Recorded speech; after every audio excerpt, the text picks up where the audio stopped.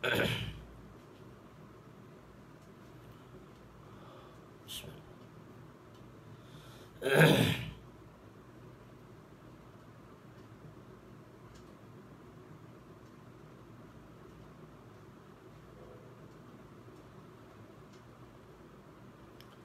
Allah, kita tunggu kawan-kawan masuk. Masya Allah, kawan-kawan dah belum masuk. Alhamdulillah. Waalaikumsalam warahmatullahi wabarakatuh. Alhamdulillah, semalam kita dah belajar mengenai hadis, dan di akhir hadis tu Nabi SAW pesan ihfazuhunna. Ihfazuhunna, dua Nabi pesan, iaitu satu kita kena amalkan dan satu kita kena sampaikan. Jadi apa sahaja yang kita dengar sekarang ni, kita niat untuk amalkan dan sampaikan. Salah satu praktikal untuk kita amalkan dan sampaikan ialah tuan-tuan boleh tekan share tu. Tuan-tuan dah masuk, tuan-tuan boleh tekan share. Di situ dua sekali, ke arah untuk kita amalkan dan untuk kita sampaikan. Yang ni kita tekan share, maknanya kita boleh tengok kembali video tu dengan niat kita baca untuk kita amalkan.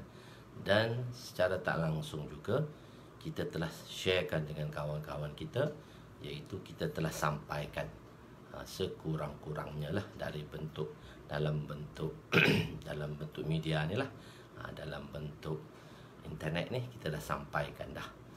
Jadi dua. Jadi apa sahaja yang kita belajar, kita niat untuk amalkan dan kita sampaikan. Salah satunya tuan-tuan boleh tekan share lah. Siapa-siapa dah masuk dahulu ni boleh tekan share supaya sampai kepada kawan dia, dan supaya ramai lagi orang tengok dan orang akan amal, orang akan beramal. Ad-dalu 'alal khair kafa'ilihi. Nabi SAW bersabda yang mafhumnya, apabila kita menunjukkan kepada kebaikan, maka sepertilah kita melakukan kebaikan tadi. Setelah kebaikan itu dilakukan oleh saudara kita dan kita mendapat kebaikan tersebut, kita mendapat kebaikan tersebut. Jadi Masya Allah, tuan-tuan boleh tekan share.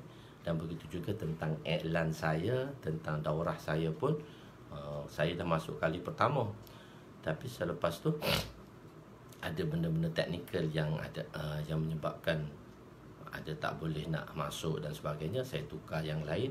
Itu pun juga tuan-tuan boleh tekankan share dia. Jadi insyaAllah itu dua perkara lah untuk kita amalkan dan kita sampaikan.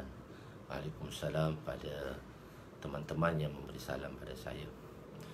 Bismillahirrahmanirrahim. Assalamualaikum warahmatullahi wabarakatuh.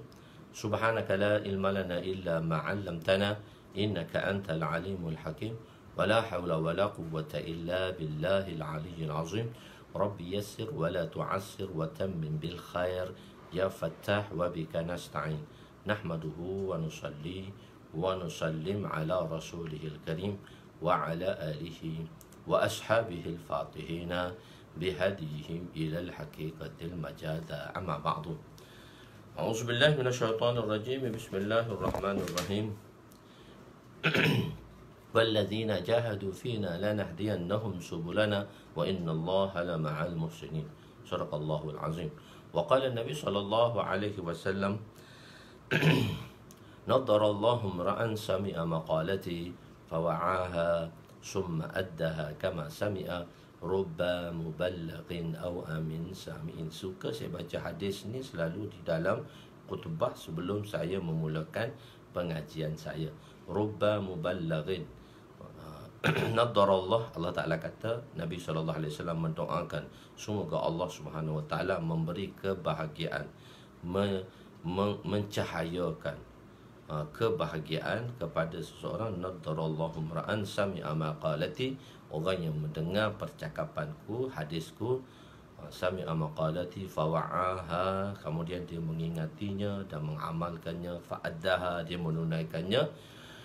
Rubba muballighin aw amin sami'in, dan ada ada kadang-kadang yang mana orang yang kita sampaikan tadi itu dia lebih memahami daripada orang yang menyampaikan. Jadi kadang-kadang kita lemah, kita sampaikan pada orang, satu orang yang mempunyai kebolehan dan kemampuan yang mana dia boleh dia menyampaikan lebih banyak lagi, dan kita akan mendapat pahalanya. Wallahu a'lam. Moga Allah SWT bagi. Jadi kita teruskan pada pengajian kita pada pagi ini pada muka surat, iaitu hadis yang hadis yang ke-18. Hadis yang ke-18 iaitu hukum-hukum di dalam Islam. Hadis yang ke-18 bracket 17 dalam Kitabul Iman, iaitu hukum-hukum di dalam Islam. Ada hukum-hukum dalam bentuk larangan, dan ada hukum dalam bentuk perintah, dan ada hukum dalam bentuk larangan. Hukum perintah ini kita panggil dia ma'rufat, perkara-perkara yang ma'ruf yang mana kita diperintahkan. Dan hukum larangan ini kita panggil dia matruqat, perkara yang perlu kita tinggalkan, dan manhiyat, perkara yang perlu kita tegahkan. Bismillahirrahmanirrahim.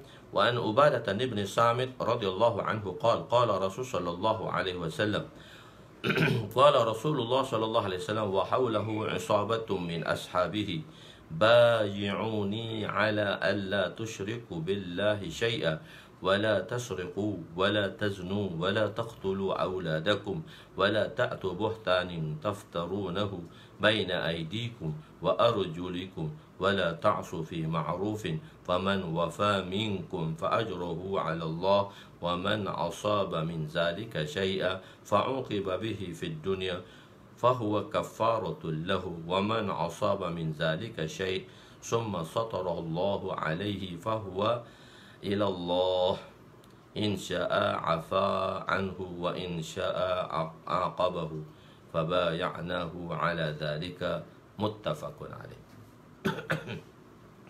Jadi untuk kawan-kawan yang menyertainya tu boleh tekankan share. Boleh tekankan share.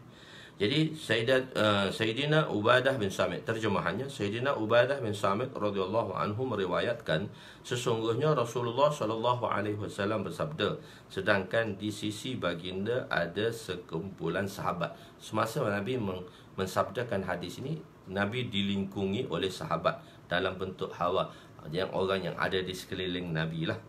Maka Nabi bersabda, berbaiatlah kamu kepadaku bahawa kamu jangan menyentuhkan Allah dengan sesuatu apapun. Jangan mencuri, jangan berzina, jangan membunuh anak kamu. Kenapa? Kerana takut kepada kemiskinan. Jangan kamu sengaja membuat tomohan kepada sesiapa, dan jangan kamu melanggari hukum ahkam syariat. Sesiapa yang menyempurnakan bai'ah itu dalam kalangan kamu, maka ganjarannya di sisi Allah Subhanahu wa ta'ala. Sesiapa yang melanggar sesuatu daripadanya dan dihukum di dunia ini, maka hukuman itu sebagai kafarah pengampun dosa baginya. Sesiapa yang melanggar sesuatu daripadanya selain daripada syirik, buat dosa selain daripada syirik, kemudian Allah menutupi akan dosanya tadi, Allah Ta'ala tak zahirkan dan dia tidak dihukum di dunia ini. So kita akan terangkan nanti. Maka terpulanglah kepada Allah. Jika Allah kehendaki, dia akan memaafkannya, dan jika Allah kehendaki, dia akan menghukumnya. Maka kami pun telah berbai'ah kepada baginda ke atas semua perkara tersebut. Hadis riwayat muttafaqun alaih. Hadis muttafaqun alaih. Jadi yang meriwayatkan hadis ini ialah biografi dia sedikit, iaitu Ubadah bin Samit bin Qais bin Asram bin Fahar bin Qais bin Sa'labah, di kalangan sahabat Al-Ansari. Beliau juga meriwayatkan hadis daripada Nabi, dan di kalangan sahabat yang beliau meriwayatkan hadisnya daripada Sayyidina Abu Umamah, Sayyidina Anas, Jabir, dan ramai lagi. Beliau meninggal pada tahun, yakni wafat ni dalam bahasa Arab. Jadi orang kata wafat ni untuk Nabi, tak. Wafat ni boleh kita tawfiya. Jadi wafat tawfiya maksudnya meninggal lah.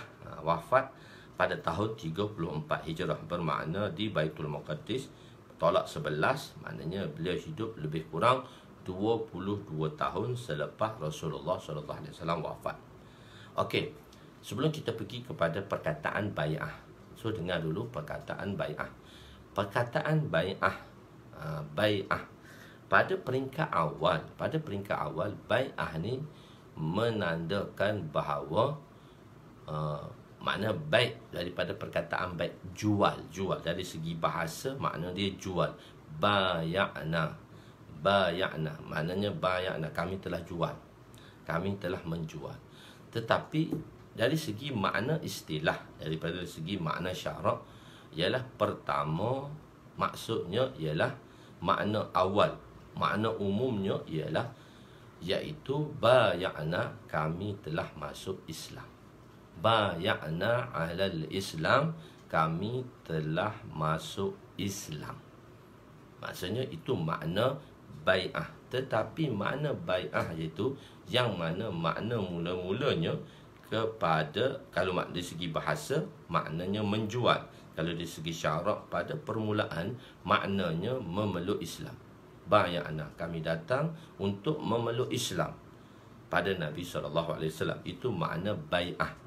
Tetapi makna itu telah ditukar kepada makna khusus. Makna umum secara syarak masuk Islam telah ditukarkan juga kepada satu makna khusus. Makna awam, makna umum ditukarkan kepada makna khusus yang memberi makna perjanjian, membuat akur janji. Membuat akur janji. Dia ada satu lagi perkataan muahadah. Muahadah ni ialah perjanjian juga, tapi dia umum pada orang kafir yang membuat perjanjian, pada kita yang sama-sama kita membuat perjanjian. Tetapi perkataan bai'ah ni dia khusus kepada orang Islam membuat akur janji untuk mentaati perkara-perkara di dalam Islam supaya nak menguatkan perintah itu dilaksanakan dengan berhati-hati dan dilaksanakan secara istiqamah dan tidak mahu meninggalkannya. Jadi makna umumnya masuk Islam ditukar kepada makna khusus, iaitu membuat perjanjian. Maknanya membuat bai'ah, mengambil akur janji dengan Nabi SAW. Seperti bai'atul ridwan, Nabi mengambil akur janji daripada sahabat untuk berbai'ah supaya jangan lari dalam pertempuran semasa di tempat nama yang bernama Ridwan, di bawah pokok-pokok berduri. Okey, bai'ah di peringkat awal digunakan untuk makna masuk Islam. Berbai'ahlah kamu, maknanya terimalah Islam sebagai agama kamu. Dari segi bahasa maknanya jual, iaitu apabila seorang masuk Islam maka dia telah menjual harta dan dirinya.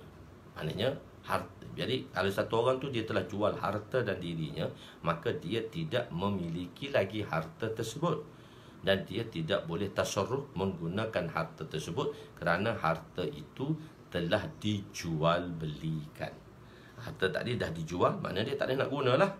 Begitu. Lepas tu diberi pinjam pula. Bila diberi pinjam, maka kena guna mengikut atur cara ataupun mengikut perjanjian pinjaman tadilah.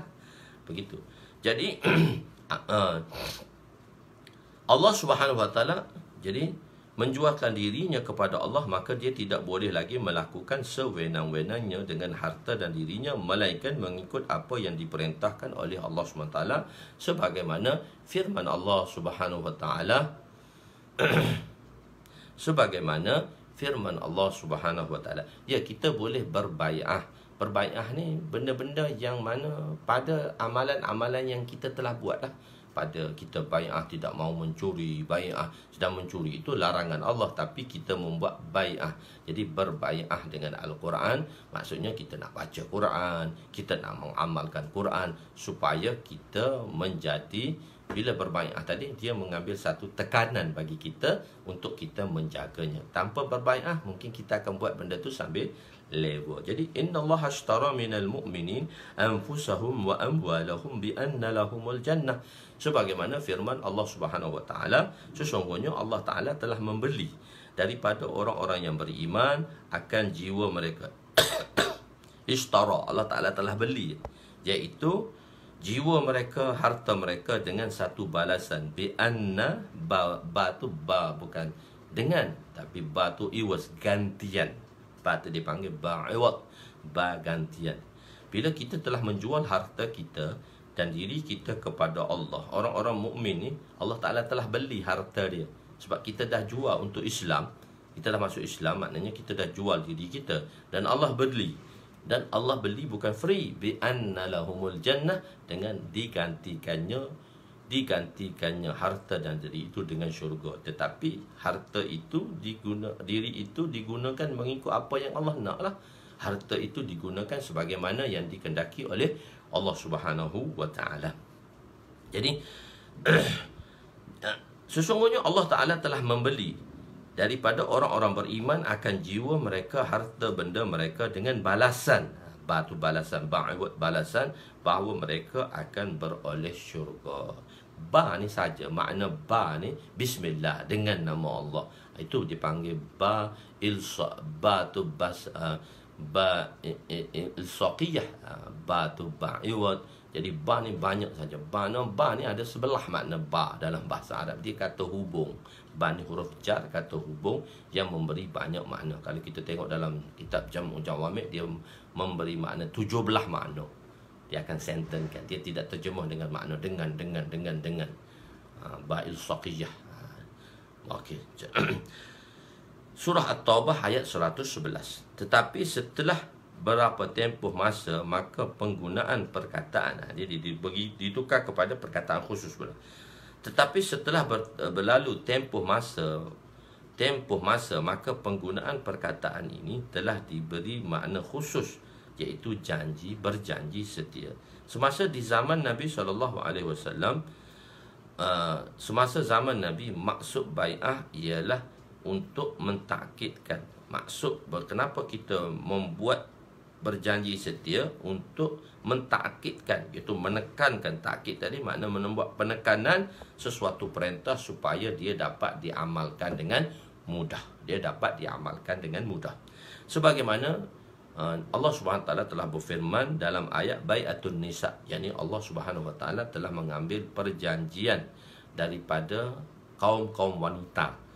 Perjanjian, Nabi telah mengambil perjanjian. Ada golongan yang mana wanita datang untuk mengambil perjanjian taat setia dengan Nabi SAW. Sebagaimana firman Allah Subhanahu Wa Taala, Ya ayyuhan nabiyyu idza ja'akal mu'minatu yubayi'naka ala alla tusyrikna billahi syai'a wa la yusyrikna wa la yaznina wa la yaqtulna awladahunna wa la ya'tina bi buhtanin yaftarinahu baina aydihinna wa arjulihinna ولا يعصينك في معروف فبايعهن واستغفر لهن الله إن الله غفور رحيم.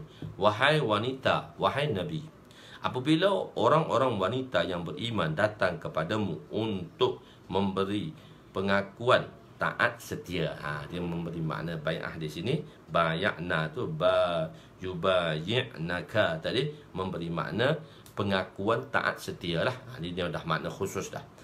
Bahawa mereka tidak akan melakukan syirik kepada Allah. Jadi kita berbai'ah pada perkara yang mana Allah larang, dan berbai'ah tu supaya Nabi mengambil taat setia dengan wanita, supaya jangan melakukan syirik. Banyakkan wanita-wanita ni, mereka banyak melakukan syirik.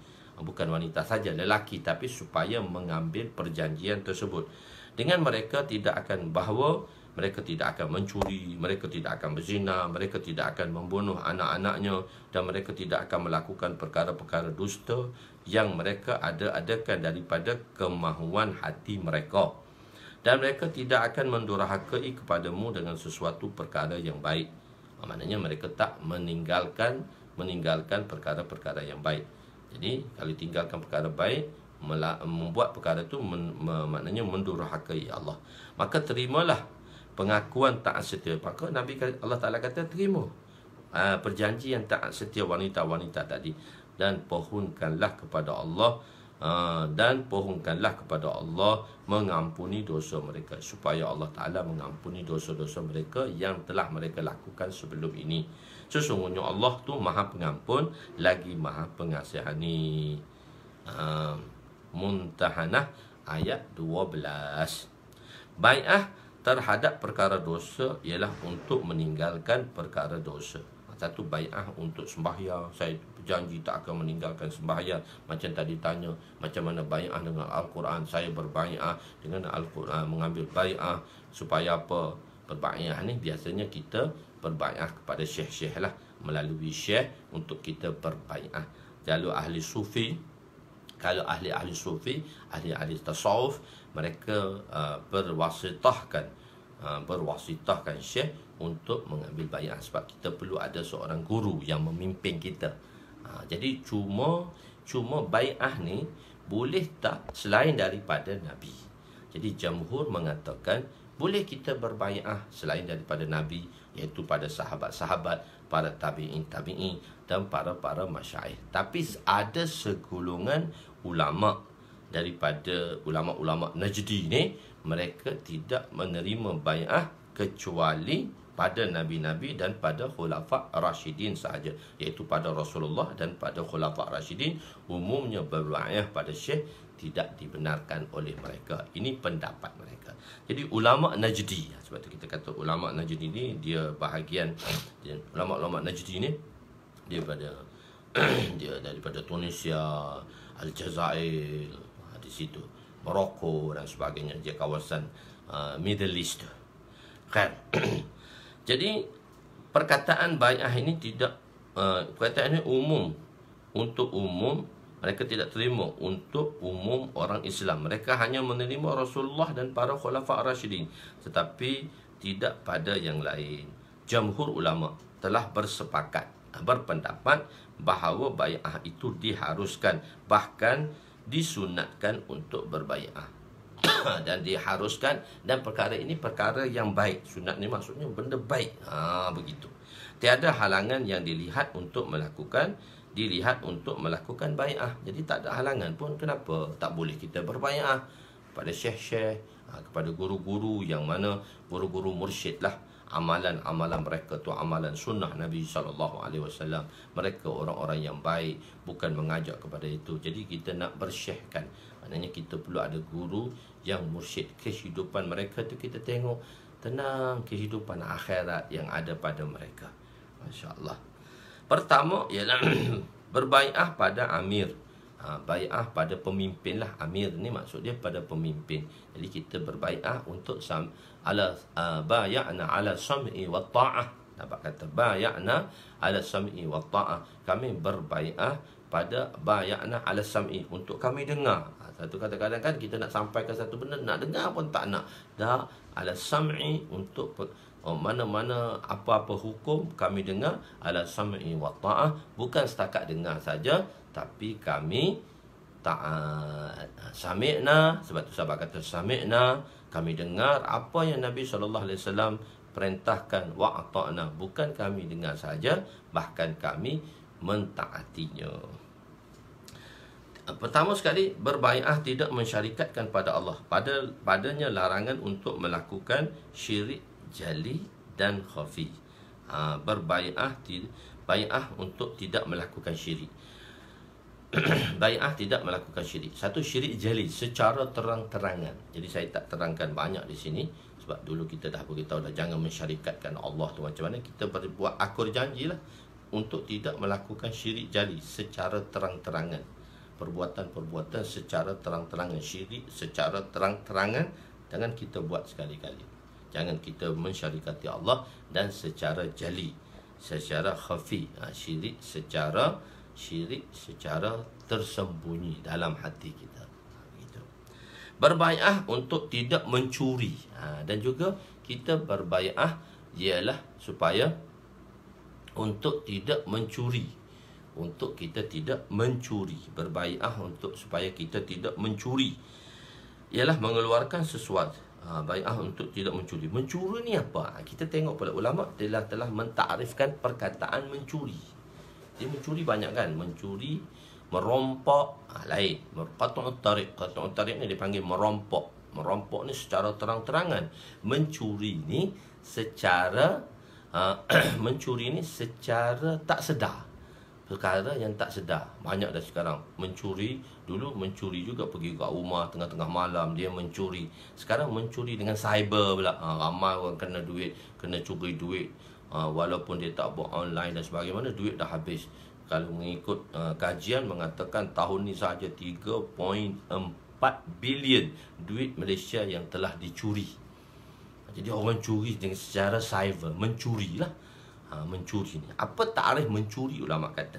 Ialah mencuri iaitu mengeluarkan sesuatu yang berharga daripada tempat terpelihara. Keluar mengambil sesuatu daripada tempat terpelihara. Misalnya dalam rumah kita ada peti, dan peti tu kita simpan, jadi duit kita simpan dalam bin. Benda tu tempat terpelihara, ada secure dia, maknanya ada security dia, maknanya duit tu tak boleh keluar. Tapi pencuri-pencuri cyber ni pandai. Dan dulu pencuri rumah. Jadi pencuri cyber ni dia tak memamerkan diri dia sebab dia tak nak tahu dia adalah scammer dan pencuri. Jadi semua tu adalah perkara-perkara yang melibatkan kepada mencuri, perbuatan mencuri dan mengambil sesuatu daripada tempat yang selamat. Jika sesuatu barang dijumpai di tengah jalan, maka ia tidak termasuk dalam hukum mencuri. Jadi bila tengah jalan barang mahal berharga, bila bahan mahal berharga, bila barang tu jatuh, dia dipanggil luqtah. Luqtah barang yang tercicir. Jadi orang ambil tadi dia tidak kira mencuri sebab benda tu umum, benda tu semua orang nampak. Semua orang nampak, dia bukan duduk di tempat tersembunyi. Maka kalau satu orang tu dia ambil walaupun benda berharga di tengah jalan, maka sabit kesalahan dia ambil benda tu, so dia tidak dihukumkan ke atas had mencuri, iaitu hukuman mencuri. Kalau sabit kesalahan pun dia tidak dihukumkan ke atas perbuatan mencuri sebab dia mengambil barang tadi di tempat yang jelas. Cuma dia angkat barang tu, orang lain tak nak angkat, dia angkat. Sebenarnya kita tak dibenarkan angkat kecuali dengan niat untuk sampaikan. Tapi orang tu angkat tu memang dia nak guna dah. Itu tak boleh, salah lah. Dah kita bahaskan di dalam innamal a'malu bin niat dahulu. Cuma mencuri ini ada satu dia panggil mencuri kain kapan.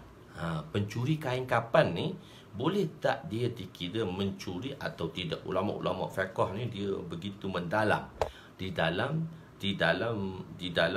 mengambil pengertian dan dalam mengambil penjelasan. Sebab bila kita pergi fiqh, mereka dia panggil dalam lah. Jadi maka perbahasan di kalangan ulama iaitu pencuri kain kapan, kita panggil dalam bahasa Arab nabash. Nabash ni pencuri kain kapan. Adakah pencuri kain kapan ni dikira mencuri atau tidak? Jika berlaku sabit kesalahan, maka dia boleh dihukum atau tidak mengikut had-had ni dalam singular lah. Kalau pluralnya hudud dah. Kalau kita kat Malaysia dah ma'ruf dah, makna majaz mutaruf, makna yang kedua tu kita panggil dia hukum hudud. Hukum hudud. Had tu dah hukum lah. Had tu hukum yang disabitkan daripada Al-Quran dan hadis. Dan maka kita panggil dia hudud. Hudud tu plural pada perkataan had. Dalam bahasa Arab dipanggil had. Hadal. Had. Hukum. Mana had. Maka plural dia ialah hudud. Tapi kita ma'ruf dengan Melayu juga hukum hudud lah. Yang maknanya makna plural itu telah diberi makna singular dalam bahasa Melayu. Sebab penggunaan dalam bahasa Melayu kita panggil hukum hudud. Jadi dalam Arab dia kata had, cukup saja had. Maknanya dia dikenakan hukum had. Maknanya sebagaimana yang dikehendaki oleh hadis dan Al-Quran lah, mengikut perintah hadis dan Al-Quran dan kefahaman ulama dalam mengeluarkan hukum tersebut dan mengistimbatkan hukum itu. Mengeluarkan hukum di situ. Jadi Imam Abu Hanifah mengatakan nabash tidak termasuk sebagai mencuri kerana tempat itu tidak terpelihara. Kan kubur tu tak terpelihara pun. Kubur tak terpelihara pun. Dia orang boleh gali. Dulu orang gali kubur nak ambil kain kapan saja, nak jual kain kapan sahaja, nak jual kain kapan jual harga murah-murah. Tapi sekarang dia pencuri kain kapan tu dah lain dah. Maksud dia black magic dah. Dia nak buat black magic. Lagi hukum dia teruk lagi sebab dia nak mengkhianati orang. Sebab dia nak mengkhianati orang. Jadi Imam Hanifah kata pencuri kain kapan ni sebab dia tidak termasuk dalam takrif mencuri. Sebab kubur tu tak selamat, tempat orang tak jaga pun, tempat terbuka, cuma ditutup dengan tanah saja. Tapi bahas lagi kalau dia kunci, dia buat rumah, dia buat kunci, tu macam orang buat memory park tu, macam mana dia kunci apa semua. Imam Hanifah dia bahas, dia panjang, kita tak nak bahas. Cuma nak beritahu bagi Imam Hanifah, nabash ni dia tak dikira mencuri. Maka hukuman mencuri jika sabit kesalahan tidak dijatuhkan ke atas nabash tadi, pencuri kain kapan. Tetapi dalam mazhab Imam Syafi'i, kita kata sebagai mencuri jika sampai had. Jika sampai had, saya terjemah had, hudud lah. Jika sampai hukum hudud. Tapi jika sampai hukum hudud, tapi saya tulis jika had. Tuan-tuan boleh bracket tu, hukum had tu hudud. Hukum hudud lah, boleh dipotong tangan. Bila sabit dia, berapa berat dia? Lebih kurang dalam 10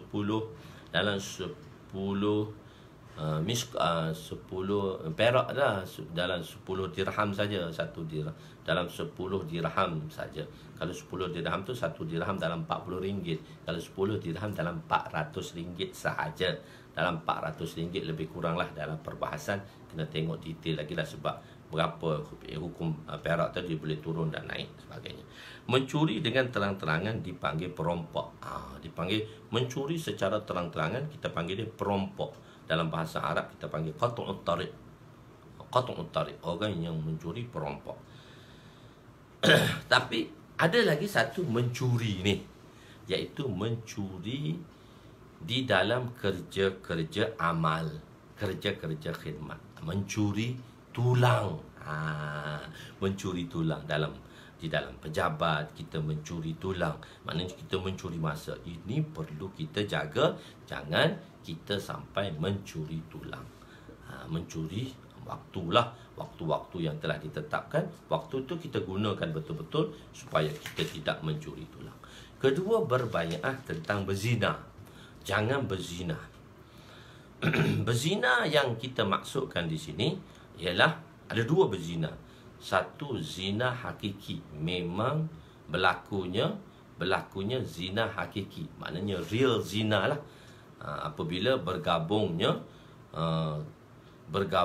alat kemaluan lelaki dan wanita secara tidak sah, maknanya secara tidak ada hubungan yang sah, maknanya bukan suami isteri dan bukan juga hamba kepunyaan tangan kanan.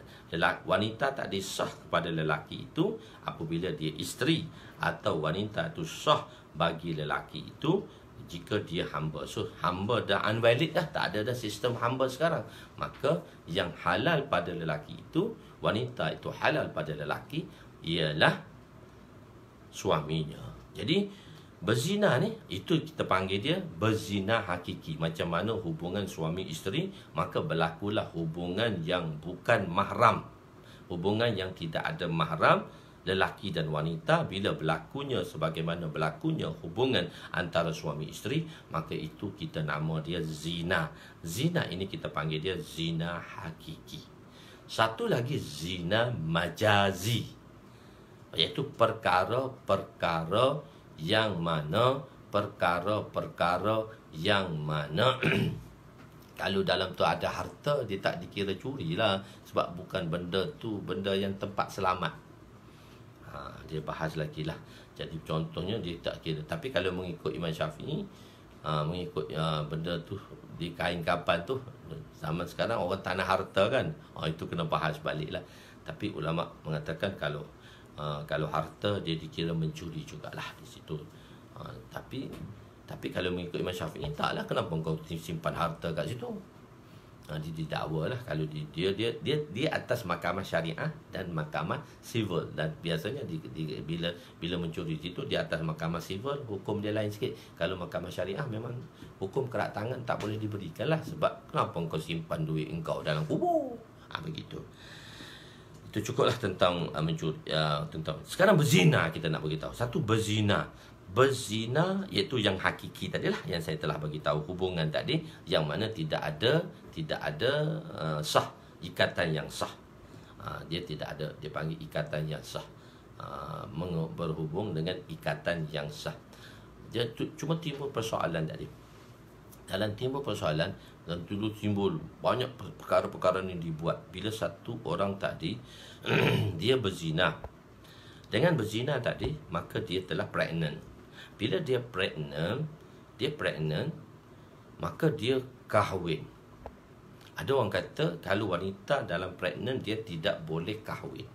Maka perkahwinan dia timbul dalam masyarakat kerana kejahilan. Dia fikir dengan kepala otak dia. So dia kata ini berzina, jadi kita telah berzina seumur hidup dia. Ramai orang telah viralkan satu masa dalam keadaan dulu. Dia satu orang kan, yazubillah lah, perkara ni berlaku, lelaki perempuan, dia telah berzina sehingga menyebabkan si perempuan tadi mengandung. Bila tahu mengandung, maka dia telah kahwin. Dan orang kata wanita yang telah kahwin sudah mengandung tak boleh kahwin.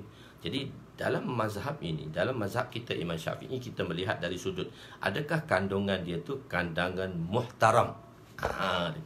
Dia fiqh ni macam tu sikit.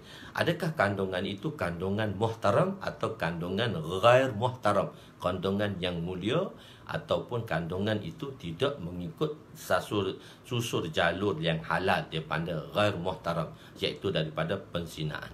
Jadi jika wanita itu hamil disebabkan zina, maka hamil dia tak ada ghair muhtaram dia panggil, maka perkahwinannya sah.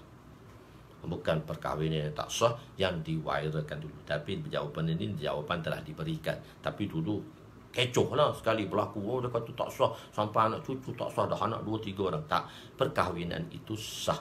Cuma anak tu sahaja nak dibinkan kepada siapa.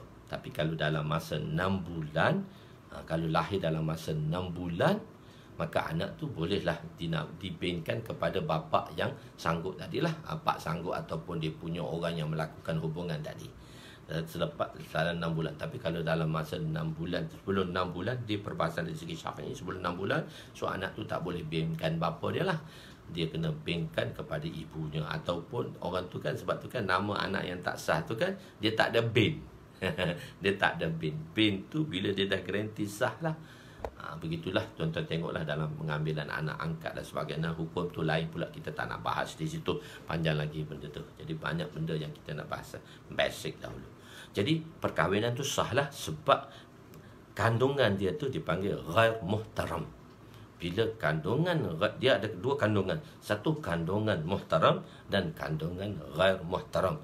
Bila kandungan muhtaram, maka dia tak boleh kahwin sehingga dia wazak hamil. Sehingga setelah wanita tadi dia bersalin, maka dia habis edah. Mana bersalin dia tu dah habis edah lah, maka dia boleh kahwin dengan orang lain. Tetapi kalau wanita yang mana hamil dengan sebab perzinaan, dia panggil kandungan ghair muhtaram, maka dia berkahwin semasa dia mengandung. Perkahwinan itu sah. Perkahwinan itu sah. Begitu. Jadi satu ialah sama ada zina hakiki, satu zina hakiki. Tadilah kita bagi tahu zina hakiki itu apa, dan zina majazi. Zina majazi ini perkara yang membawa kepada zina. Lihat, tengok, pegang, sentuh, macam tu. Dia panggil dawa'u wati. Wati ni kita panggil wati ni macam jima' lah. Dua-dua perkataan Arab, wati atau jima'. Perkara yang membawa kepada jima', perkara yang membawakan hubungan jenis. Perkara yang membawakan hubungan jenis. Okey. Termasuk, jadi makna zina ialah menunaikan keinginan syahwat bukan pada tempatnya. Maknanya lelaki tadi atau wanita tadi, dia menunaikan syahwat tadi bukan pada tempatnya. Wanita lelaki tu bukan tempat dia, maknanya bukan orang yang sah, dan wanita tu bukan yang sah, maka itu namanya zina. Itu zina hakikilah.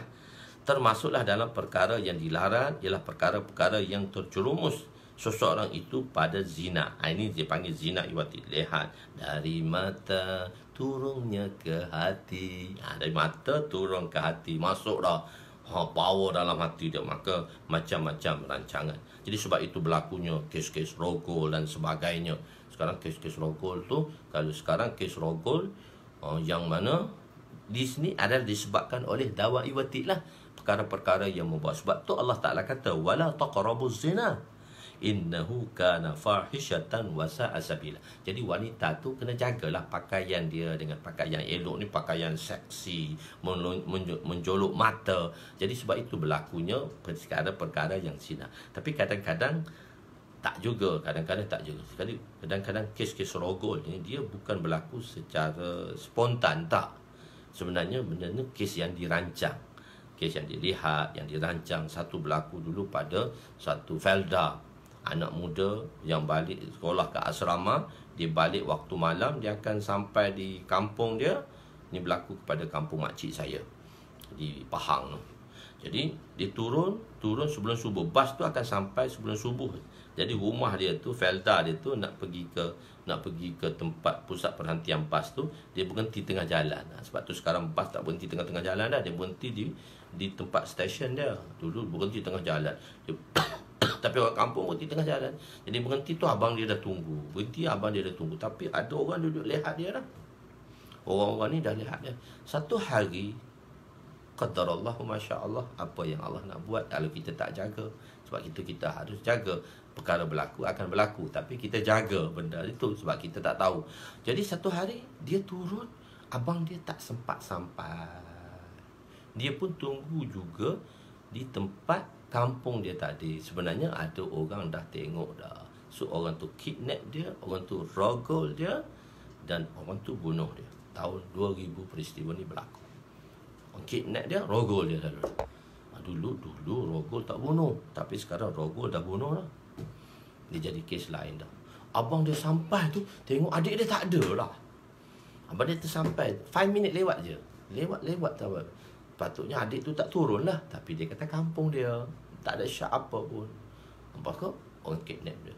India 2 orang, Indo 2 orang. So telah rogol dia dan bunuh dia. Itu kes rogol. Jadi dia daripada penglihatan lama. Kalau kes-kes rogol ni, dia akan lihat tadi. Okey.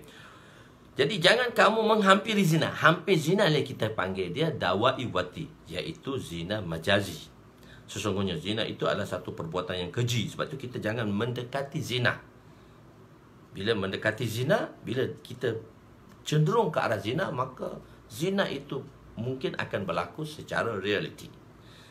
Jadi perbuatan yang keji adalah satu jalan yang jahat yang membawa kepada kerosakan. Termasuklah satu lagi ialah liwat.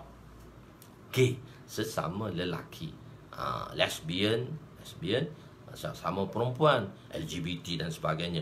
Jadi hukum ni semua dia dipanggil hukum zina lah. Hukum zina. Jadi kita kalau dalam ta'rif zina, menunaikan syahwat bukan pada tempatnya. Okey, suami isteri halal kerana hubungan mereka sah, tapi mesti pada tempatnya, iaitu pada faraj wanita. Maksudnya bagi lelaki,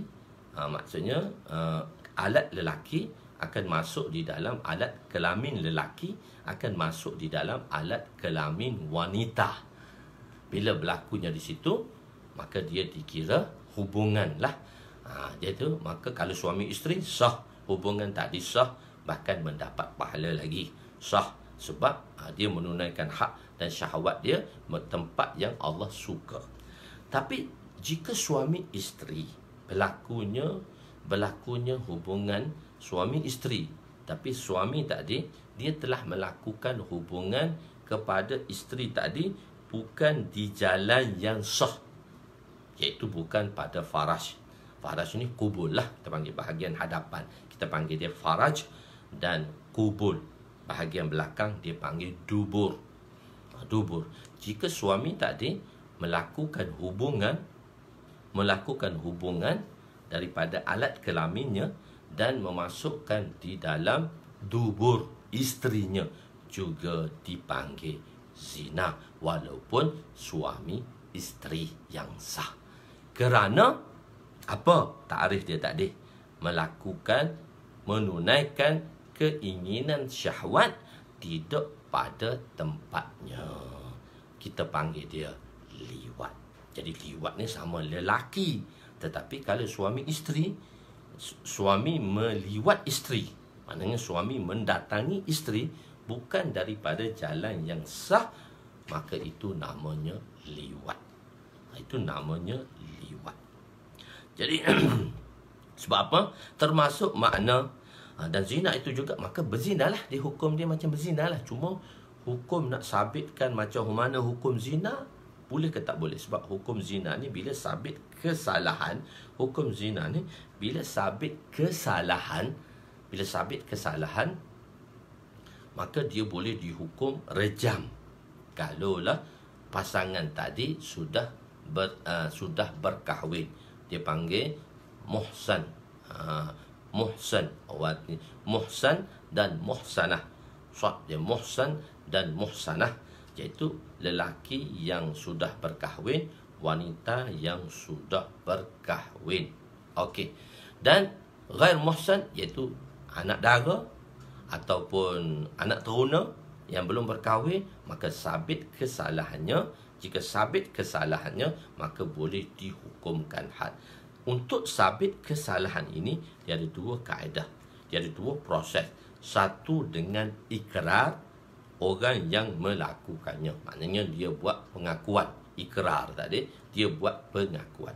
Satu lagi, sabit dengan saksi. Dan sabit zina dengan saksi ni, mesti saksi itu 4 orang. Mesti sabit saksi tadi 4 orang melihat dengan mata lendir dia, dan dia memberi pengakuan, barulah hukum. Dan kebanyakannya perkara ini berlaku kepada sahabat. Tengok tuan-tuan, buka minda dahulu. Allah Subhanahu Wa Taala telah jadikan Nabi SAW tempat yang mana untuk sabitnya hukum kepada umat ni. Jika perkara-perkara yang tidak memudaratkan ke atas seorang Nabi kerana kenabiannya tadi, maka kelalaian atau hukum-hukum tadi tidak dikenakan ke atas Nabi. Tetapi untuk sabitkan kesalahan pada umat ni, dia perlu ada modul. Maka Allah jadikan sahabat itu sebagai modul. Sebab kalau sahabat tak buat salah, macam mana hukuman, macam mana nak jadikan modul, cara macam mana untuk hukumkan zina tadi. Jadi berlakunya kesilapan ke atas sahabat. Tapi oleh kerana iman mereka telah bertaubat, dan taubat mereka tadi memberi efek, kesan yang meluas, dan Allah menerima taubat mereka. Tapi Allah salahkan jugalah mereka. Sebab sebagai satu modul kepada umat ni. Kalau tidak, macam mana nak sabit kesalahan? Sabit kesalahan, macam mana nak hukum rejam?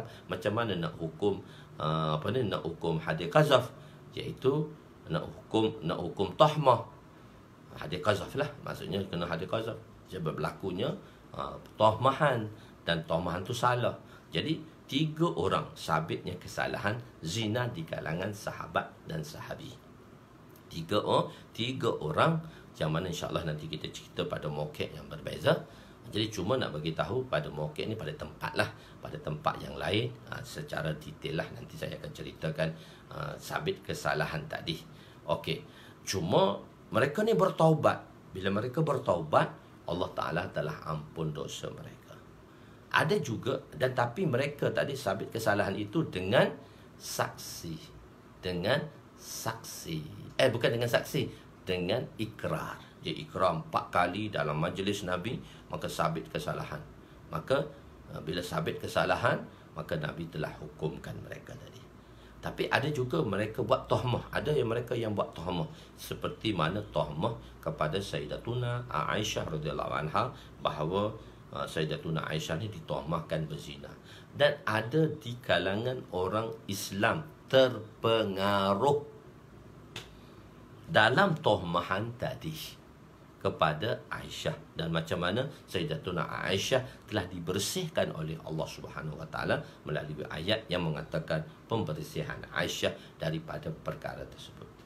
Berlakunya tomahan, sebab berlakunya tadi Sayyidatuna Aisyah dalam satu safar, dalam satu bermusafir.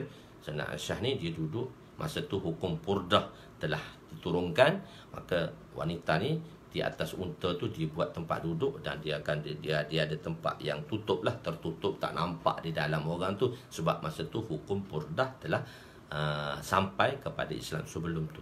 Jadi Sayyidatuna Aisyah ni dia pergi buang air. Bila dia pergi buang air, dia balik daripada buang air. Jadi Sayyidatuna Aisyah ni muda, masa tu badan dia kecil lagi, orang tak terperasan lah dia duduk atas unta tu macam ada orang ke tak ada orang. Jadi bila dia tengok gelang dia hilang, barang dia tertinggal, gelang dia hilang, dia pun turun tak bagi tahu Nabi untuk pergi ambil barang dia tadi, tempat dia buang air. Jadi waktu perjalanan bergerak telah waktu Nabi perintahkan kafilah untuk bergerak, rombongan untuk bergerak. Jadi bila rombongan bergerak, unta naik dan tak sedar. Sayyidatuna Aisyah pada masa tu badan dia masih lagi slim, muda lagi slim. Bila besar, bila berumur tu dia agak besar sikit. Sebab satu ketika Nabi SAW dia berlomba lari dengan Aisyah. Pada peringkat awal Sayyidatuna Aisyah mengatasi Nabi, sebab masa tu Sayyidatuna Aisyah masih slim lagi. Tapi habis bila beberapa lama, Nabi mengatasi dalam larian tadi dengan Aisyah. Masa tu mungkin badan Aisyah agak gempal lah sedikit. Jadi masa tu turunnya hukum purdah. Jadi benda tu duduk di atas duduk di atas unta. Jadi tak perasanlah Aisyah berada di atas unta tadi. Maka tidak ada di atas unta kerana pergi mengambil barangnya. Jadi selepas tu berjalan Aisyah pun datang, kafilah dah tak ada dia pun tunggu, tak apalah. Nabi SAW ni bila Nabi berjalan, dia ada yang hadapan rombongan dan ada yang belakang. Belakang ni dia akan satu orang sahabat akan diletakkan di belakang untuk mengambil barang-barang tercicir. Nama sahabat tadi saya tak ingat dah, lupa. Dia tengok jauh, ada wanita. Dia kata Aisyah. Kenapa dia cam Aisyah? Sebelum itu hukum purdah tidak ada lagi. Pada masa hukum purdah tak diturunkan lagi, orang kenal Aisyah tu macam mana. So dia kenal lah Aisyah tu macam mana. Dia tengok Aisyah, dia perasan Aisyah, dia pergi dekat. Bila balik tu dia disampaikan pada Nabi, itulah orang munafik buat tuduhan Aisyah telah melakukan perbuatan yang tak baik. Ketua munafik lah Abdullah bin Ubay bin Salul lah yang memulakan rancangan ini untuk memburukkan Aisyah. Jadi ada orang Islam yang terpengaruh, ada sahabat yang terpengaruh dalam tohmah tadi. Jadi ada juga orang baik tadi dia terpengaruh. Jadi sebab tu kita yang buruk-buruk ni jangan kita terpengaruh lah. Kalau sebaik-baiknya, kalau perkara-perkara yang tak elok ni, kita tak payah ambil tahu sangat dah. Jangan kita terpengaruh, jangan kita over lah dalam memberi komen ke, over sangat. Jadi kita tak tahu benda tu betul ke tak betul. Sebab apa yang kita saya lihat dengan mata saya lah, benda tu betul lah. Sebenarnya mata yang kita lihat ni pun kadang-kadang tak betul. Satu cerita atas cerita banyak lah pulanya. Tak apa, kita nak jangan cerita kan. Jadi saya tengok dalam kisah Tambil Horor, nak beritahu apa yang kita lihat tu kadang-kadang walaupun kita lihat benda tu, tabayun, kita kena tabayun. Kadang-kadang kita lihat pun tak betul. Hak betul tu sebenarnya tak betul maksud dia. Satu ketika satu orang dia kata, jom aku nak bawa kamu satu tempat ni. Dalam Tambil Horor film lah cerita ni. Aku nak bawa kamu satu tempat. Kamu lihat sahaja peristiwa ni berlaku. Jangan kamu iakan. Okey, dia pun bawa seorang tadi satu tempat. Maka datanglah, bila dia duduk tu, kamu tengok peristiwa yang akan berlaku di sini. Bila satu orang datang, si A datang. Si A datang, dia bawa barang.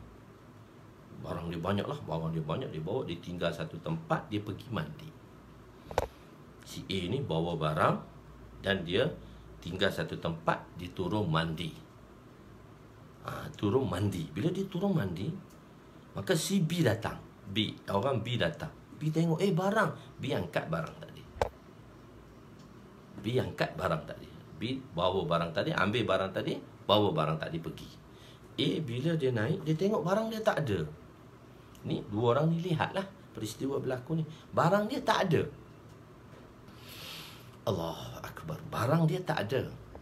Maka C datang. Masa dia duduk tengah cari barang tu, A cari barang dia yang dia bawa tadi, tak ada, C datang.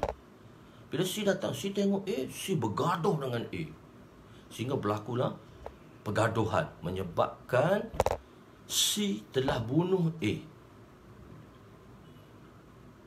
Orang tu tengok, dia kata, habis cerita dia di situ. Dia kata, kamu tengok daripada peristiwa yang kamu tengok dengan mata lendir kamu ni, peristiwa ni, siapa salah? Siapa dianyanya? Dia pun kata, boleh tengok dah, benda betul. Dia tengok dengan mata dia. Dia kata, lah dianyanya. Sebab barang dia diambil orang. Dan dia pula telah dibunuh. So, A lah yang dianyanya. Hakikatnya orang tu kata sebaliknya, cerita sebaliknya. Peristiwa belakang kau tak tahu. Kau tengok peristiwa depan saja dan peristiwa belakang kau tak tahu. Sebenarnya A tadi bawa barang yang dicuri. Dicuri satu barang satu orang. So dia bawa tadi, dia pergi mandi. Bila B datang, B tengok, barang aku lah, real lah barang aku dengan nama dia, semua ada. Dia kata, Alhamdulillah, jumpa balik kat sini. Dia pun angkat barang dia. B tadi dia mungkin mengangkat, dia mungkin mencuri. Dia mengangkat barang dia yang dibawa oleh A yang mencuri. Ini kerana dia jahat, dia mencuri orang. Dan dia bila mencuri ni macam-macam dia boleh bunuh dah orang. Maka datang C tengok, ni A ni bunuh ayah aku dulu ni. Dia bergaduh, dia pun tikam A pun matilah. Jadi siapa bersalah? Tapi tengok cerita tu macam dianyanya. Kadang-kadang apa yang kita lihat tu tak betul. Walaupun betul, tapi hakikat dia tak betul. Apatah lagi benda yang kita tak lihat. Jadi fitnah berlaku. Jadi kita tak payahlah nak komen benda-benda tu tadi di pening kepala saja. Membawang tu satu hal. Kita nak komen macam-macam sebab kita tak tahu benda tu. Sehingga Pak Haji tu pengaruh lah Ustaz. Ya, sahabat tu pun terpengaruh. Jadi bila pembersihan Sayyidatuna Aisyah radhiyallahu anha, jadi Nabi dalam keadaan risau memikirkan perkara ini. Nabi pun tanyalah syur Sayyidina Ali radhiyallahu anhu. Sayyidina Ali kata, alah cerai je, ramai lagi perempuan lain. Jadi sebab tu Sayyidatuna Aisyah radhiyallahu anha apabila meriwayatkan hadis ada namanya Sayyidina Ali, hati dia terasa dengan pendapat Ali sewaktu kes dia ditohmah. Maka Sayyidina Aisyah dalam riwayatnya bila menceritakan adanya Ali, dia tidak meletakkan nama Ali dalam riwayatnya kerana dia telah terasa dengan pandangan dan syur Ali apabila ditanya oleh Nabi SAW tentang dia. Dia tak menyalahkan Aisyah. Dia kata, tak payah peningkan kepala ya Rasulullah, macam lebih kurang tu je lah, kahwin lain. Jadi dia tak bagi syur yang membina. Dan Aisyah terasa, Aisyah dalam riwayatnya, maka dia menggunakan perkataan rajul. Adalah seorang tu. Dia tak sebut nama Ali. Bila Rasulullah SAW hampir wafat, maka Nabi telah dibawa untuk sembahyang berjemaah. Nabi telah dilapah. Mana lapah? Dipapah. Dipapah. Nabi telah dipapah oleh dua orang. Satu, Abbas. Orang yang nak bawa Nabi ni mesti orang kenalan rapat, orang yang daripada keluarga. Mana boleh orang-orang biasa tak dikenali untuk membawa Nabi kepada sembahyang sewaktu Nabi uzur. Maka Nabi SAW telah dipimpin oleh dua orang sahabat. Satu Abbas dan satu orang lelaki lagi. Aisyah sebut laki je, lelaki. Aisyah sebut rajul, adalah seorang lelaki. Aisyah terasa sebab Ali memberi syur begitu. Okey, kes itu. Jadi bila sabit kesalahan, cerita dia Aisyah tak bersalah lah, turun dengan ayat kenapa Aisyah tak bersalah dan sebagainya, panjang. So kita tak nak panjang. Jadi maka ada orang membuat tomohan, orang Islam yang membuat tomohan, maka dikenakan hadir qazaf, iaitu 80 rotan. 3 orang sahabat kena. Ada Hasan bin Sabit, adalah abang kepada Zaid bin Sabit. Hasan bin Sabit ni dia penyair dia. Hasan bin Sabit, Hadrat Hamnah, dan Hadrat satu orang Hamnah wanita, satu orang Hamnah binti Jahaz. Hamnah binti Jahaz iaitu adik ipar Nabi sendiri. Hamnah binti Jahaz adik ipar Nabi. Hasan bin Sabit orang-orang yang dekat dengan Nabi juga yang membuat tohmah tadi. Dan Ummul Mistah, Hadrat Sayyiduna Mistah. Sayyidina Mistah ni mak dia tu Ummul Mistah. Ummul Mistah ni ialah orang gaji rumah Aisyah. Sebab Aisyah ni kahwin muda, Abu Bakar telah mengambil keluarga dia Ummul Mistah ni untuk jaga untuk jadi macam kita kat pembantulah di rumah Aisyah ni. Sebab Aisyah muda, kahwin muda, tadi tak nak menguruskan rumah tangga tadi kurang biasa, maka diletaknya Ummu Mistah. Dan Ummu Mistah ni anak dia Mistah ni, dia keluarga Abu Bakar. Jadi tiga ni, Mistah, Hasan bin Sabit dan Hamnah binti Jahaz, yang mana tiga ni dikenakan hadis qazaf apabila melakukan tomahan. Okey, tadi kita berbalik kepada zina, tomahan berzina lah. Jadi dia buat tomahan berzina, tak sabit kesalahan, maka tiga ini dikenakan hadis qazaf. Okey, isteri tadi. Tadi terdapatnya makna liwat, iaitu mendatangi isteri di bahagian belakang dubur, tidak pada kubur. Sebab apa Allah Ta'ala kata fa'tu harsakum anna syi'tum. Didatangi kebun kamu, datangilah kebun kamu sebagaimana yang dikehendaki. Wanita itu ditashbihkan seperti kebun, menunjukkan suami perlu mendatangi isteri pada tempat yang dibenarkan, iaitu tempat yang boleh mendatangkan hasil. Bila kita berkebun mesti ada hasil. Mana berkebun tak ada hasil? Mesti orang berkebun tu dia nak mengharapkan hasil. Jadi kalau dia berkebun di tempat yang tak boleh mendatangkan hasil, dia mendatangi kebun tadi, bila dia berkebun, dia mendatangi kebun tadi di tempat yang bukan untuk menghasilkan hasil, dubur, maka benda tu tak boleh lah. Benda tu salah lah. Benda tu hukum dia tak boleh lah, zina lah. Begitu.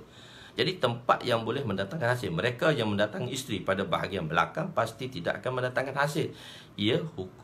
Ianya dihukum haram walaupun dilakukan terhadap isteri sendiri, maka dia dikira liwat. Jadi hukum liwat ni macam-macam lah ulama telah sabitkan macam mana dia tak seperti hukum zina. Ada kata lebih teruk lagi pada hukum zina jika sabit kesalahan.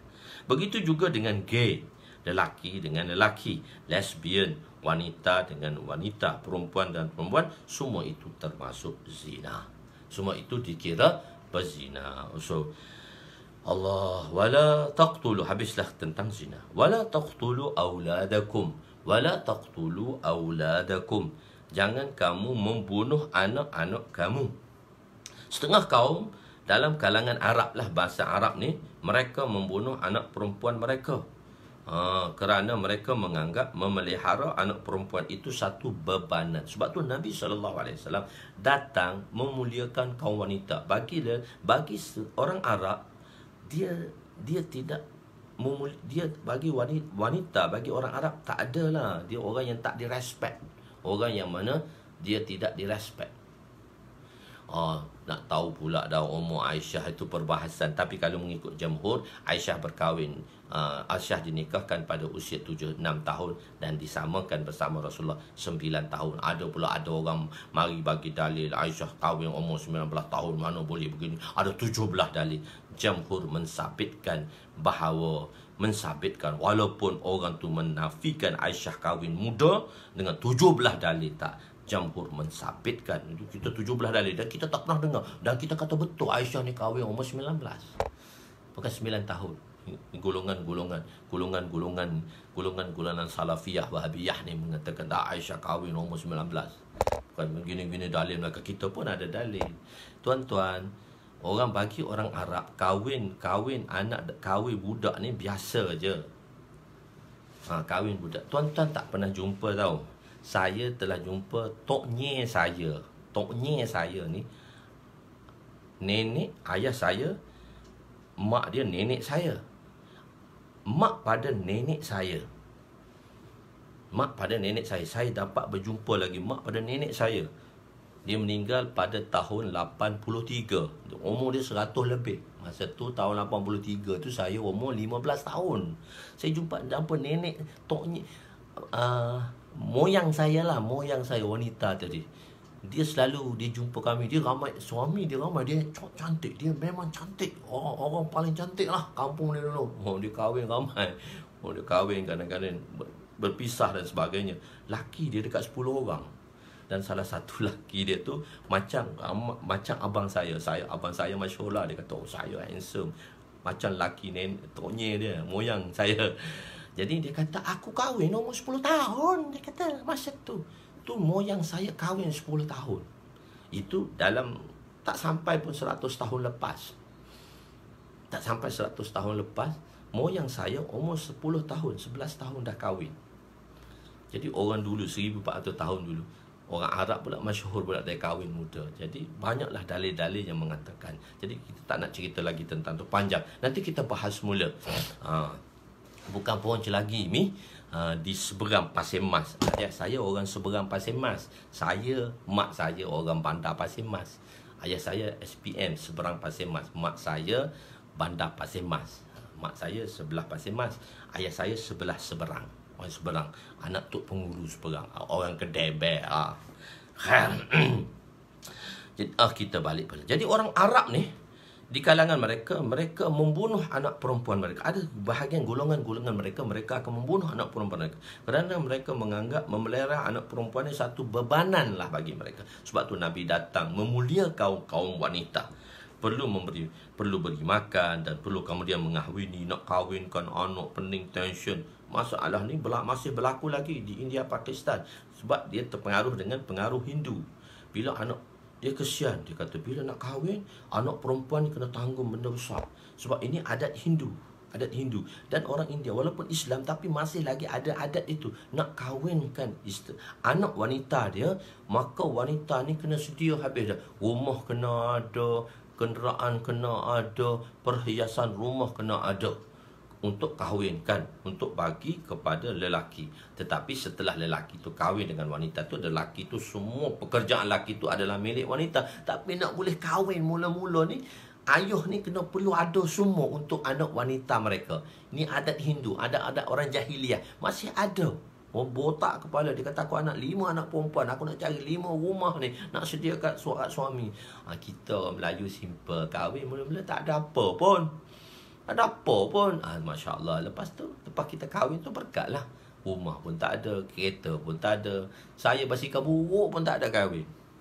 Basikal buruk pun tak ada. Tak ada apa pun. Jadi lepas tu Allah bagilah rezeki yang biasa tadi. Allahu Akbar. Jadi disebabkan berhubungan, Allahu Akbar, mereka perlu makan. Disebabkan ini perkara berhubung kait dengan perkahwinan, perlu dipermudahkan. Sebab tu kahwin ni kita mudahkanlah. Mudahkan kita orang Melayu, mudahkan kahwin. Mungkin anak kita tu dah boleh kahwin, kita kahwinkan dia cepat-cepat. Mungkin dia tak mampu lagi tinggal di bersendirian. Kita bawa dulu kat rumah kita. Lepas tu kita fikirkanlah dia bawa. Tapi lelaki lah kena banyak fikir. Apabila perkahwinan dipersulitkan, ia akan membawa kepada perzinaan. Orang Arab juga menganggap memelihara anak perempuan itu akan menyebabkan rezeki mereka berkurangan, disebabkan firman Allah Subhanahu wa taala, wala taqtulu auladakum khasyata imlaq nahnu narzuquhum wa iyyakum inna qatlahum kana qita'an kabira. Dan janganlah kamu membunuh anak-anak kamu kerana takutkan kepapaan. Kamilah yang memberi rezeki. Kamilah yang memberi rezeki kepada mereka dan kepada kamu. Sesungguhnya perbuatan membunuh mereka adalah satu kesalahan yang besar. Wa in min syai'in illa indana khazainuhu wa ma nunazziluhu illa biqadarin ma'lum. Sebab rezeki ni datang daripada Allah, dan tidak ada sesuatu pun melainkan pada sisi Allah. Kami sahaja di sisi kami sahaja perbendaraan khazanah. Allah Ta'ala ni ada khazanah, dan kami tidak menurunkannya melainkan dengan mengikut kadar yang telah tertentu. Jadi Allah telah tetap dah rezeki setiap orang tu ada dalam rezeki tu. Jadi di sini Allah Ta'ala, dan ada banyak cabang rezeki. Jalan rezeki ni ada banyak cabang rezeki daripada Allah Subhanahu Wa Ta'ala.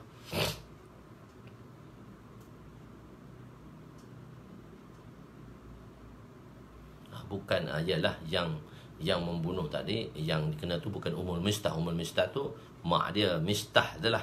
Mistah itulah lelaki tadi. 2 orang lelaki, 1 orang lah. Khair. Jadi di sini ialah cabang rezeki.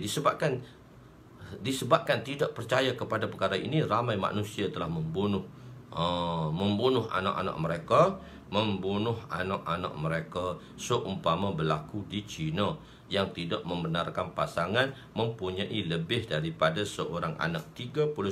Saya ada bawa sedikit fakta di bawah ini, iaitu dalam blogspot saya lihat macam mana China ni penduduk dia ramai. Pada tahun 1993 kita tengok 39 tu, saya ada footnote sedikit, nota kaki, nota tambahan lah. Kita tak panggil nota kaki, orang putih panggil footnote, mana boleh nota kaki. Maksudnya dia duduk di bawah nota tambahan. Arab dia tak panggil nota kaki, dia panggil hasyiah atau hasyiah, yang mana kita panggil dia hawashi, plural dia, iaitu nota tambahan lah. Kan? Sejak kebajikan satu keluarga satu anak, Cina ni dia telah buat satu kebajikan, satu keluarga satu anak, tak lebih daripada anak, tak boleh anak ramai. Satu keluarga satu orang je anak dia. Kalau nak anak lebih, kena bayar. Lah ni sekarang Cina dah benarkan 2. Sebab dia kata apa? Negara dia banyak, 1 point berapa milik, 1 point berapa bilion dia takut ramai orang tak boleh nak makan. Jadi dia telah buat satu kebajikan. Dia telah buat satu undang-undang. Dipanggil satu keluarga sejak kebijakan satu keluarga, maknanya dia telah buat kebijakan satu keluarga satu anak, berlaku pada tahun 1993. Kerajaan Cina telah membunuh hampir lebih 65 juta bayi kembar di negara tersebut. Dan fakta ni dapat pada 2012. Daripada 1993, 2012. Pada tahun 2012, bulan 8, satu orang ibu Cina melahirkan 7 kembar. Dan 7 kembar tu 6 kena matikan, 1 orang saja dia boleh ambil. Jadi maksudnya itu lahir lebih pada seorang, anak lebih pada seorang. Kalau kembar, matikan. Jadi sebab itu telah membunuh bayi kembar. Cina kan banyak. Dia telah membunuh, bila lahir sekali bayi kembar, bila bunuh bayi kembar ni 65 juta dalam masa 19 tahun. 65 juta dalam masa 19 tahun. 65 juta ni 2 kali penduduk Malaysia tau.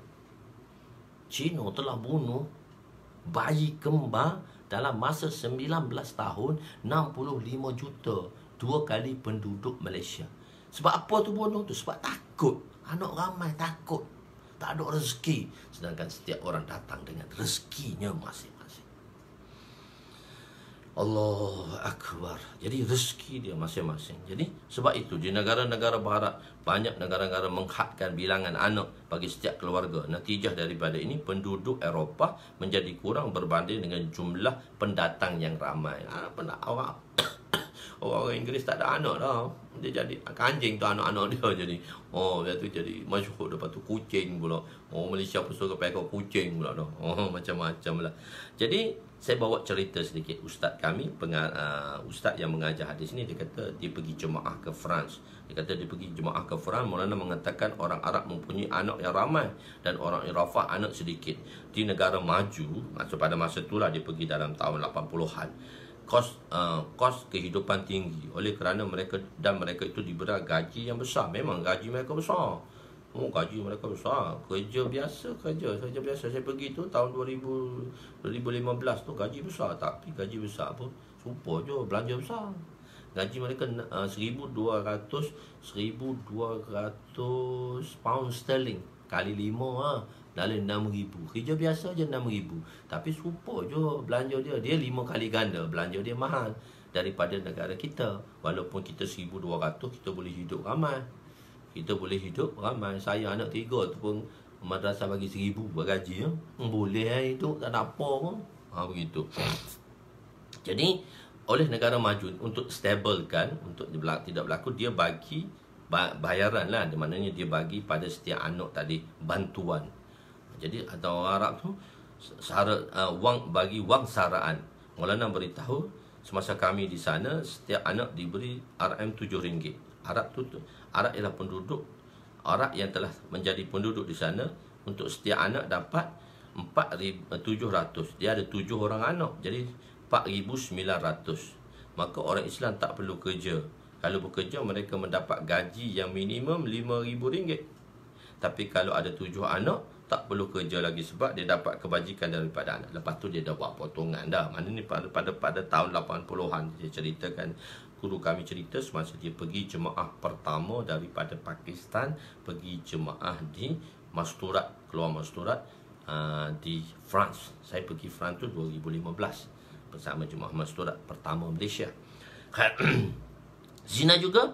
Jadi orang afah. Jadi sebab itu orang takut jika mempunyai anak yang ramai, mempunyai anak kurang rezeki di sini. Tetapi di sini Allah menjadi sumber rezeki. Sekarang di Malaysia pun sudah merasa jika mempunyai anak 4-5 sudah ramai. Orang Arafah lebih menyayangi binatang daripada anak. Zina ialah merosakkan institusi kekeluargaan dan keturunan. Dengan sebab zina, anak menjadi terbiar dan anak zina akan merasa malu apabila besar disebabkan statusnya. Zina juga menyebabkan anak tidak mendapat kasih sayang ayah dan sebagainya. Itu saya cuma tulis sedikit-sedikit sajalah. Kita dah habis dah zina. Kita masuk tadi dalam muka surat. Saya akan terangkan sedikit nanti lah. Kita sambung waktu kita sudah 8 lebih dah. Tuan-tuan ada nak masuk pergi bekerja semua, hari cuti saja saya akan lebihkan waktu saya. Sini pun dah jadi sejam 15 minit dah. So saya berhenti di situlah. Jadi insya-Allah untuk kita amalkan dan kita sampaikan, tuan-tuan boleh sharekan ini, tuan-tuan boleh sharekan supaya kita, bila kita share, tujuannya tadi saya beritahu supaya kita dapat lihat balik apa-apa yang saya bahaskan di sini, perkara-perkara yang baru, dan kita nak sampaikan. Itu 2 perkara. Kita niat amalkan dan sampaikan. Jadi dengan cara yang kita di sini, dengan share lah. Kita sharekan. Dan begitu juga saya beritahu tentang daurah saya. Saya telah masukkan satu link untuk daurah saya. Untuk satu link daurah saya, tuan-tuan juga boleh sharekan. Macam tu tadi. Mula-mula saya masukkan, dia orang tak boleh nak key kan benda tu. Sebab saya tulis kitab-kitab banyak. Dia kata mesti beli kitab dulu ke? Saya kata tak semestinya beli kitab. Dah ada sedikit pembayaran di situ dan terus boleh buat. Nanti insya-Allah kita akan buatnya selepas hari raya lah. Jadi lepas tuan-tuan tengok, saya tengok sambutan tuan-tuan dan saya akan bagi tahu bila kita nak buat. InsyaAllah. Wallahu alam. Itu yang baik itu daripada Allah, yang kurang itu daripada kelemahan saya. Aku qouli hadza, astaghfirullahal azim li wa liwalidayya wa li jami'il muslimina wal muslimat wa lil mu'minina wal mu'minat al ahya'i minhum amwat bi rahmatika ya arhamar rahimin. Ya awal al-awwalin wa ya akhir al-akhirin wa ya zal quwwatil matin wa ya rahimal masakin wa ya arhamar rahimin. Allahumma ighfir lana dhunubana wa wasi' lana khalaqana wa tajib lana kasabana wa kanni'na bima razaqtana wa la tuzhib talabana ila syai'in sarraftahu anna. Wa sallallahu ala sayyidina Muhammadin wa ala alihi wa sahbihi ajma'in walhamdulillahi rabbil alamin. Jangan lupa untuk kita beribadat di tengah malam, kerana ini dah malam ke-21 dan kita dah hari ke-21 dan 22, supaya Allah SWT kurniakan kita Lailatul Qadar. Wallahu a'lam.